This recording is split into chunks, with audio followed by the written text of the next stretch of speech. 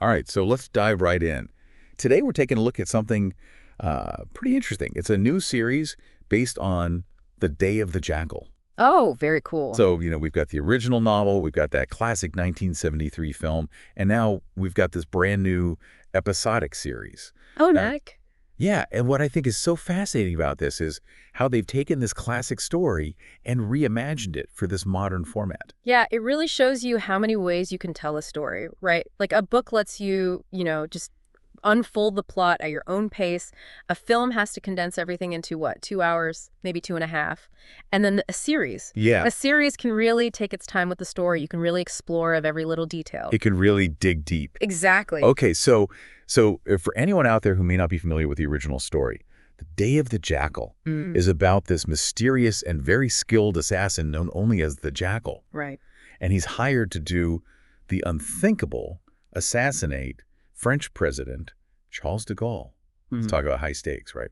Oh, yeah. Yeah. And the original novel by Frederick Forsyth, it is truly a masterclass in suspense. Like the level of detail, the realism in the portrayal of the plot, it's just incredible. Mhm. And the 1973 film adaptation, Oh, yeah. they absolutely nailed it. The performances were fantastic. The storytelling was sharp. And Edward Fox as the Jackal. Chilling. Absolutely chilling. Oh, for sure, yeah. What's interesting about this new series is they didn't just try to, copy the book or the film. Right. They took that core concept and then they really expanded on it. Mm-hmm. And it's that episodic format that lets them do that. Oh, absolutely. When you think about it, a film only has, what, like we said, 2 hours, 2.5 hours to tell this whole story. Right. But with a series, you can spend so much more time with these characters. You see their backstories unfold. You understand the world that they live in so much better, the whole context. You get that whole 360 view. Exactly. Yeah, and that's what is so interesting here. Instead of just focusing on that main assassination plot, this series really digs into, the why behind it all. Oh, I see, yeah. Like, for example, we get these little glimpses into the Jackal's past. We see him kind of putting all these intricate plans together, interacting with, his clients and his allies. Yeah. It just gives his character so much more depth. And it makes you think, what made him this way? Yeah. It makes you want to learn more about him, yeah. Absolutely. And then there's Claude Lebel, the detective, who's been tasked with stopping the Jackal. Right. Now, in this series, he's not just some, random generic cop, right? Yeah. Like, we see his personal life, his struggles at work. It makes his pursuit of the Jackal, it makes it feel so much more personal and urgent. Well, and when you think about it, when you get to know a character that intimately, you're much more invested in their story, right? Absolutely, yeah. And it's like going back to that whole 360 view. Yeah. Yeah. Like, we're not just watching this plot unfold, we're experiencing it through the eyes of these characters. Yeah, you're right. You're right in their heads with them. Exactly. The writers really use that episodic format to get into their heads, their motivations, their anxieties, their struggles. It really brings out the human element in a way that, you just don't have time for in a 2-hour film. And of course, we can't forget, this series is set in present day. I mean, the original story takes place in the 1960s, but by setting it in the present, they're really making this story resonate with a modern audience. Oh, that's so smart. It's like they're bridging the gap between this classic story and today's viewers. And it works because, those themes of political intrigue and espionage and this whole cat and mouse chase, it's all still so relevant today. If not more so. Exactly. Exactly. Okay, so let's talk about the overall look and feel of the series, because visually it is absolutely stunning. Director's name, the director, has created this style that's both intimate and grand at the same time. Interesting. And the cinematography is top-notch. Yeah. I mean, there are these incredibly intense close-ups where you are right there with the characters. You feel everything they're feeling. Wow. And then it just shifts to these wide, sweeping shots that just capture the whole scale of these events and the danger involved. So they're really using those visuals to tell the story. Exactly, yeah. Yeah. And the cliffhangers at the end of each episode. Oh, tell me about it.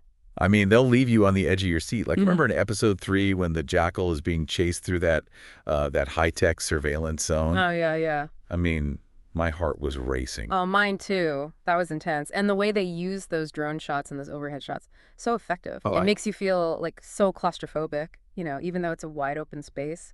It's just a great example of how this series really pushes those boundaries of visual storytelling. Yeah, they're not afraid to experiment. No, they're not. And speaking of pushing boundaries, we have to talk about the sound design Oh, yeah, yeah. because it adds this whole other layer to the experience. Okay, so how does it compare to the original film score? Well, the original film had this very subtle score, right? Yeah. But this series uses music to really heighten the tension. Okay. So like you'll hear these pulsing electronic beats during those really, intense action sequences, and then they'll use these kind of like haunting string compositions during those quieter, suspenseful moments. It's fantastic. Wow, that's amazing. And it sounds like they really paid attention to detail too. Oh, absolutely. Every little detail. Remember that scene in episode 5 where the Jackal is preparing for something and you can hear these subtle sounds of a threat approaching in the background? Oh, yeah. I mean, the sound design is it's masterful. It's those little touches that make all the difference, don't they? Like the clicks of the sniper rifle, the ambient street noise. Yeah. You really feel like you're right there with them. Yeah. You're in the heart of it all. Yeah. And, this series, it doesn't shy away from showing the Jackal in action, Mm-hmm. but in a way, it also kind of adds to his mystery. You know what I mean? Oh, I see what I mean. Like, we get those glimpses into his past and his motivations, but he's still this enigma. And I think that makes him even more compelling as a character. Oh, totally. He's not just this, cold-blooded killer. There's this depth to him that makes you really want to understand him. Makes you want to figure him out. Yeah. Yeah. And then there are the supporting characters. Right. This series really gives them a lot more screen time than they had in the film. Okay. So how do they use that extra time? Well, take the people who hire the Jackal, for example. Yeah. We see their interactions, we see their motivations, their power struggles, and it adds this whole other layer of complexity to the story. So we get to see the whole web of intrigue that's surrounding this assassination plot. Exactly. Yeah, That's cool. it really is. So it sounds like they did an amazing job with this adaptation. Absolutely. I mean, it's impressive how they've managed to balance all these elements. You've got the action, the suspense, the character development, and it never feels overwhelming. Well, that's the beauty of this episodic format, right? It gives the writers the space to really explore all these different elements without having to rush through anything. And it's a much more immersive experience than you could ever get from a 2-hour film. Definitely.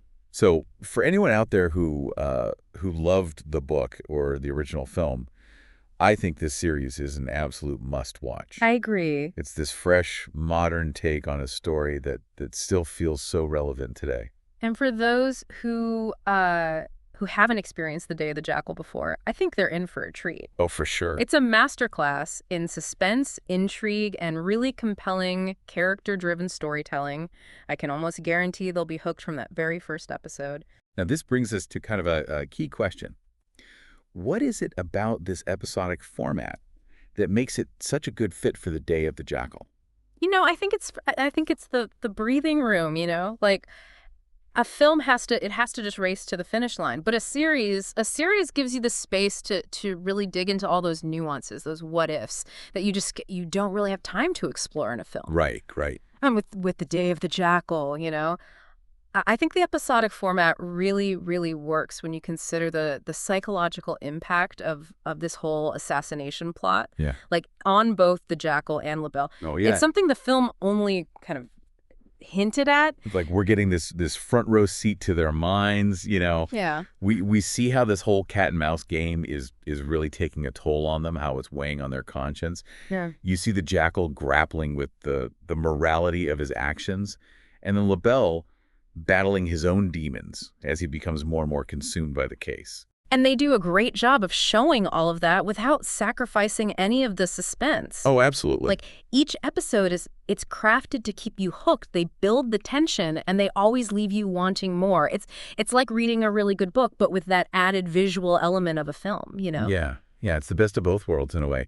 And speaking of the visual elements, I have to say that cinematography in this series is just, it's incredible. Like every shot is so deliberate, so beautifully composed. I've heard that, yeah. It's not just about making things look pretty. It's about using those visuals to really enhance the story, to build the atmosphere. So like how do they do that? Well, for example, there's this scene in episode 1 where we first meet the Jackal. Right. And he's in this very stark, almost sterile hotel room. He's assembling his rifle, Oh, wow. and the camera slowly zooms in on his face. And it's such a simple shot, but it's so chillingly effective. Oh, I bet. It's like the silence is speaking volumes, right? Exactly, yeah.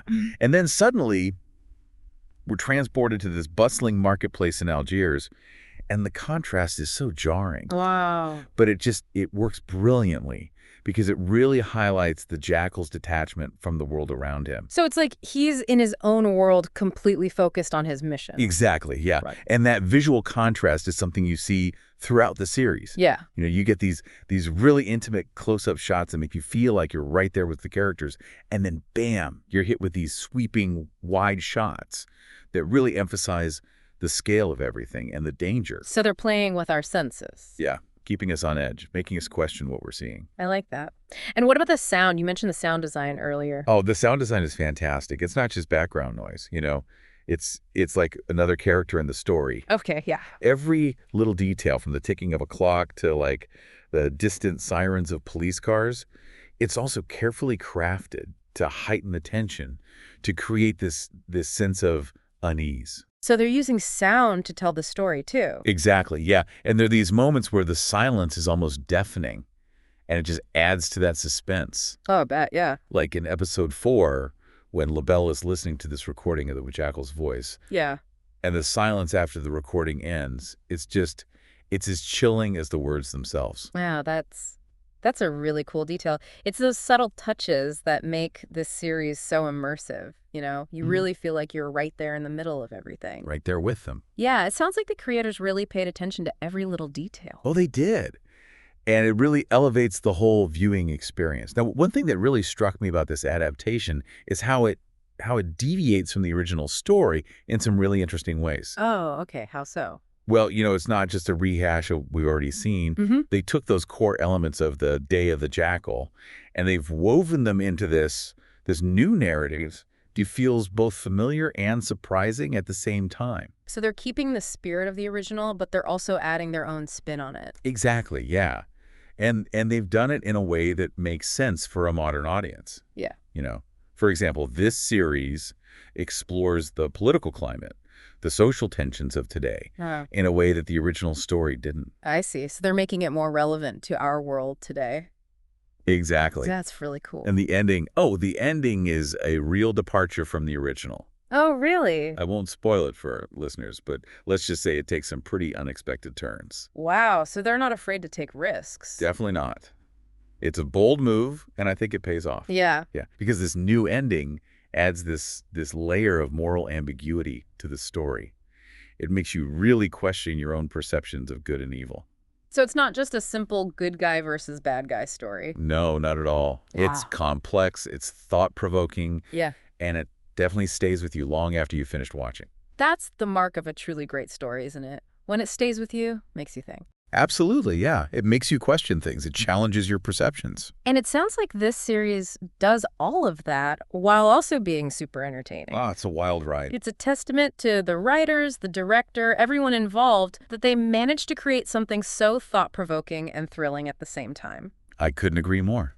Now, before we move on to another fascinating aspect of this series. Let's talk about how this adaptation managed to stay true to what made the original The Day of the Jackal so captivating in the first place, you know, even though it's so modern. Yeah, it's like they found that sweet spot between honoring the source material and bringing something new to the table at the same time. Yeah. You know, like that meticulous planning, that intense chase, that constant feeling that anything could happen, it's all still there. But somehow they managed to elevate it, you know. It's the details, isn't it? Yeah. They really get into those characters, their motivations. It gives you a much deeper understanding of why they do the things they do. Like the Jackal, for instance. In the book and the film, he's this enigma, this master of his craft, but you never really get inside his head. Right. You never really know what makes him tick. Exactly. And in this series, we get those glimpses into his past, his vulnerabilities.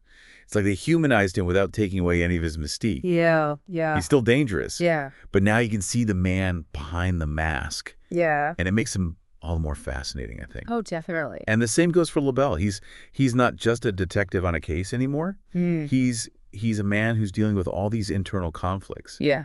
trying to balance his duty and his personal life. So it's more than just a job for him. Exactly, yeah. It becomes this personal quest for redemption. And that just adds this whole other layer of depth to the story.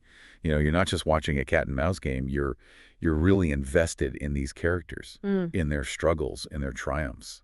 And it sounds like they also weren't afraid to explore the moral gray areas of the story. Oh, definitely. This series really makes you think about the very nature of good and evil, the price of justice, the sacrifices that people are willing to make for what they believe in. It's thought-provoking. It is. It's not a simple story with easy answers. It's complex, and it stays with you long after you finish watching it. That's what makes for a great story, right? When it stays with you, when it makes you think, when it challenges those perceptions you have. Absolutely. So to wrap things up, what are your final thoughts on this new adaptation of The Day of the Jackal?